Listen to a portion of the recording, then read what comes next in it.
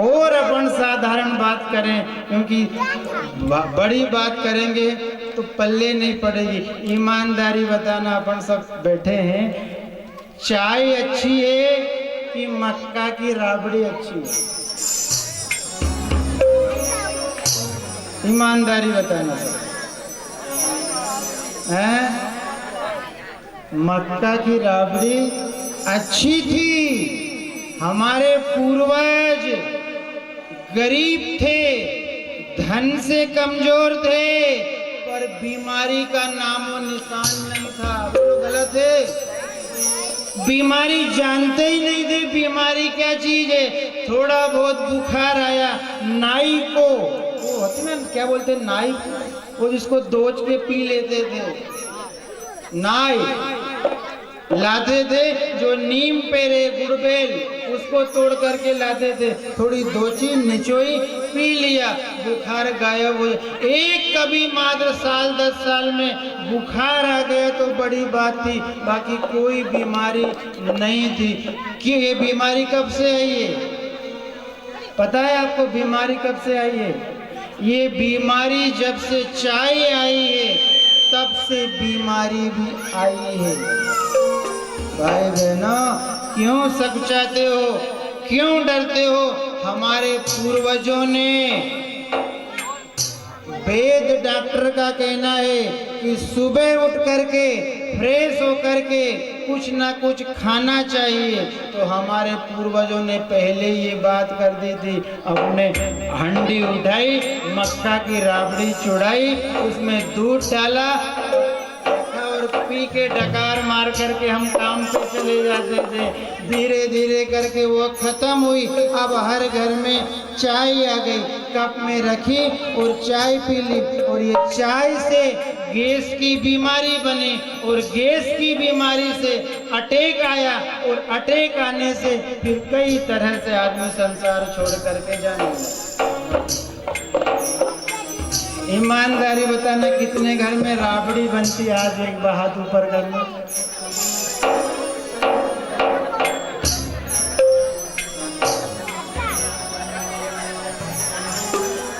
कल से बनाना वो अच्छी है, निरोगी है। सच बता रहे हैं आपको, यदि आदमी सुबह राबड़ी पीना चालू कर देगा तो उसके 100 प्रकार के रोग अपने आप खत्म हो जाएंगे। ये ताकत है।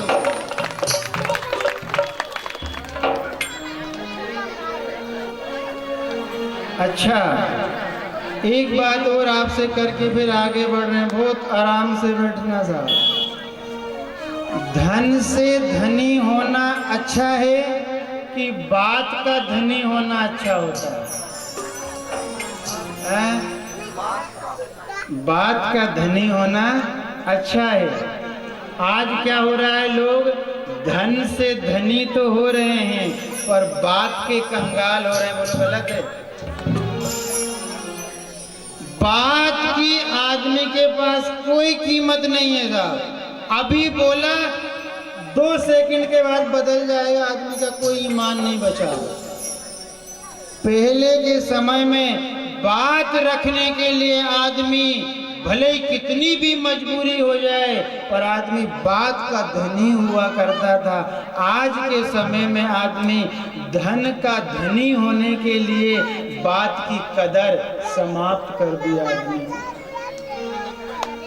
इसलिए भाई बहनों, बात के धनी बनना।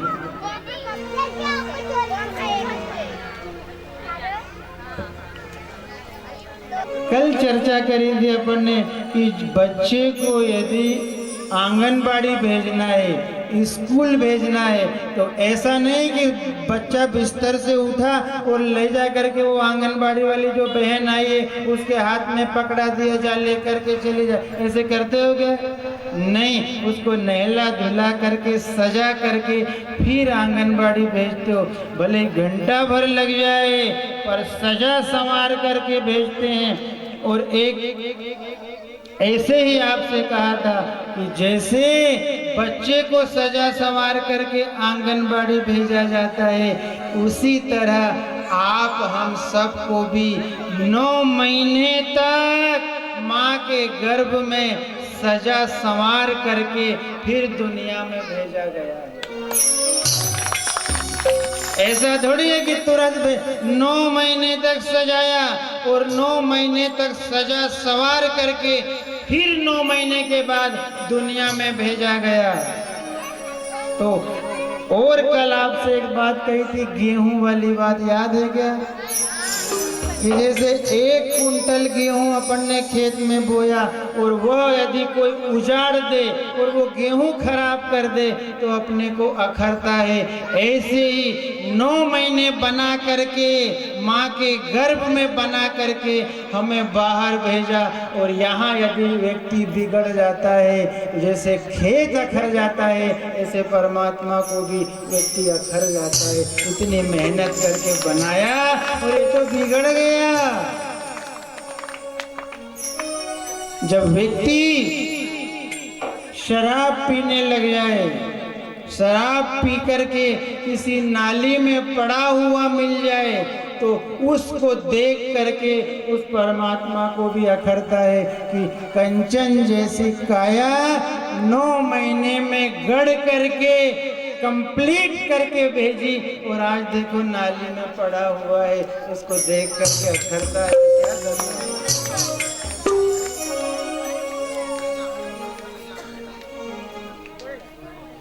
यह 5 दिवसीय ज्ञान यज्ञ जो हो रहा है ना साहब, इसको हल्के में मत लेना। यहाँ जो बात निकल रही है, ये बात यदि आप सुन लोगे तो सच कह रहे हैं कि ये बात सुन करके मानव महामानव बन जाता है। सिंगाजी महाराज एक राजा के यहाँ नौकरी कर रहे थे। नौकरी करते करते एक दिन घोड़े पे बैठे थे और घोड़े पे बैठ करके राजा के द्वार के तरफ निकल रहे थे। तो एक वृक्ष के नीचे एक साधु बाबा बैठे थे और बैठ करके भजन गा रहे थे। समझी ले रे मन भाई, अंत ना होई कोई अपना। घोड़ी रोक ली। सिंगाजी बाबा ने घोड़ी रोक करके और उस भजन को ध्यान से सुना। पूरा भजन सुना और सुन करके वो भजन को उन्होंने इससे सुना और यहाँ रख लिया। वो भजन यहाँ रखा, राजा के पास गए और राजा के पास जाकर के निवेदन करने लगे, हे राजन, ये लो आपकी घोड़ी, मैंने नौकरी छोड़ी। उनके क्यों? क्योंकि अब मैं आपकी नौकरी नहीं कर पाऊंगा। अरे राजा ने सोचा, इतना ईमानदार आदमी जो काम बताए तुरंत निपटा दे, इसको छोड़ना ठीक नहीं है। वो समझा नहीं आप यहीं रहो, हमारी नौकरी करो, आपकी तनख्वाह 4 गुना बढ़ा दूंगा। पैसे का मामला है ना, इसलिए बढ़ा दूंगा। तो उन्होंने कह दिया, दादा आज पैसे का मामला नहीं है तो काहे का मामला है, ये जीवन का मामला है, जीवन का। उनके यहाँ आज के बाद आपकी नौकरी छोड़ रहा हूं, तो किसकी नौकरी करोगे? आज के बाद मेरे गुरुदेव की नौकरी करूंगा। तो उसमें क्या मिलेगा? गुरु की नौकरी करने में गोविंद मिलेगा, इसलिए मैं गुरु की नौकरी करने जाता हूं। नौकरी छोड़ी राजा की, गुरुदेव के पास आकर के निवेदन करने लगे, गुरुदेव आपकी पाठशाला में मेरे को भर्ती कर लो।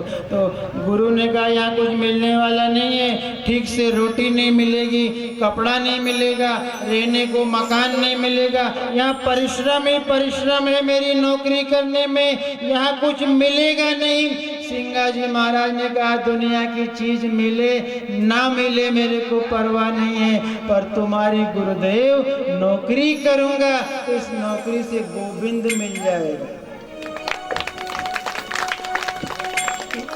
ईमानदारी बताओ, यदि सिंगाजी महाराज जीवन भर राजा की नौकरी करता रहता तो आज समाधि बनती। सिंगाजी महाराज यदि नौकरी करता रहता तो आज उनको कोई प्रणाम करता। पर राजा की छोड़ी और गुरु की करी, तो आज भी सिंगा जी महाराज की अखंड जोत जल रही है और कई तरह की मनोकामना पूर्ण हो रही है। तो सिंगा जी महाराज ने गुरु के दरबार में गए, हाथ जोड़े और हाथ जोड़ करके कह रहे हैं, गुरुदेव मुझे भी आपकी पाठशाला में भर्ती कर लो। क्या कहा? मुझे भी आपके यहाँ भर्ती कर लो, और ऐसे मत भर्ती करना, आपके यहाँ ऐसे भर्ती होऊंगा कि जीवन में कभी मेरे को छोड़ना नहीं। भाई बहनों, नौकरी दो प्रकार की होती है। कितने प्रकार की? दो, एक कच्ची और एक पक्की। सबकी इच्छा होती है कच्ची नहीं, हमें पक्की चाहिए। सिंगा जी महाराज भी कह रहे हैं, गुरुदेव मुझे नौकरी पक्की दे दो। नौकरी पक्की करो गोपाल, मेरी नौकरी पक्की करो। नौकरी पक्की करो गोपाल, मेरी नौकरी पक्की करो। नौकरी पक्की करो गोपाल, मेरी नौकरी पक्की करो। नौकरी पक्की करो गोपाल, मेरी नौकरी पक्की करो। कभी लगावे कभी भगावे, कभी लगावे कभी भगावे, कभी लगावे कभी भगावे, कभी लगावे कभी भगावे। थोड़ी तनख्वाह की नक्की करो गोपाल, मेरी नौकरी पक्की करो। थोड़ी तनख्वाह की नक्की करो गोपाल, मेरी नौकरी पक्की करो।